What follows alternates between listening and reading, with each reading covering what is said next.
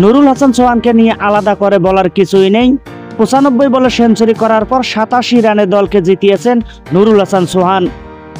Dhaka premier লিগে দারুণ perform করে বাংলাদেশ এ দলে জায়গা পেয়েছিলেন নুরুল হাসান সোহান। কাঁধে উঠেছিল নেতৃত্বের ভারও। প্রিমিয়ার লিগের ক্লাবের ফর্মটাও তিনি টেনে নিয়ে এসেছেন দেশের জার্সিতে। আজ সিলেটে নিউজিল্যান্ডের এ দলের বিপক্ষে সিরিজের দ্বিতীয় 50 ওভারের ম্যাচে সেঞ্চুরি করেছেন নুরুল হাসান সোহান। 3 অঙ্ক ছুঁয়েছেন আরেক উইকেট কিপার ব্যাটসম্যান মাহিদুল ইসলাম। দুজনের সেঞ্চুরিতে প্রথমে ব্যাট করে বাংলাদেশ এ দল 5 উইকেটে 344 রানের বড় সংগ্রহ করে, যে সংগ্রহ শেষ পর্যন্ত বাংলাদেশকে এনে দিয়েছেন 87 রানের জয়। এর আগে সিরিজের প্রথম ম্যাচে 7 উইকেটে জিতেছিল বাংলাদেশ। টানা 2 জয়ে 3 ম্যাচের বেসরকারি ওয়ানডে সিরিজটি 1 ম্যাচ হাতে রেখেই নিশ্চিত করেছেন বাংলাদেশ। কিউটদের মাত্র 147 রানে অল আউট করে আজ নিজেদের সামর্থ্য তুলে ধরেছেন ব্যাটসম্যানরা।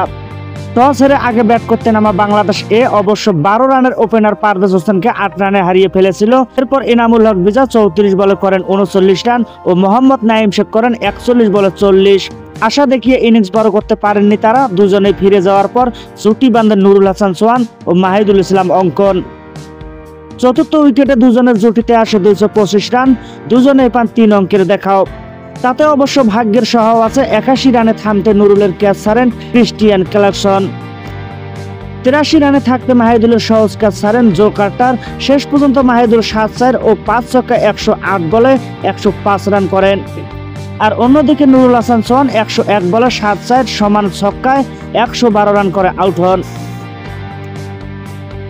বড় রান তারা উদ্বোধনী জুটিতে 52 রান তোলার পর ধীরে ধীরে খেই হারাইতে শুরু করে নিউজিল্যান্ড এ দল।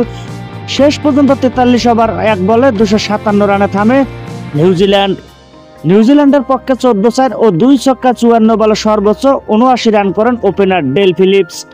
এছাড়া আর কেউ 50 পার করতে পারেননি।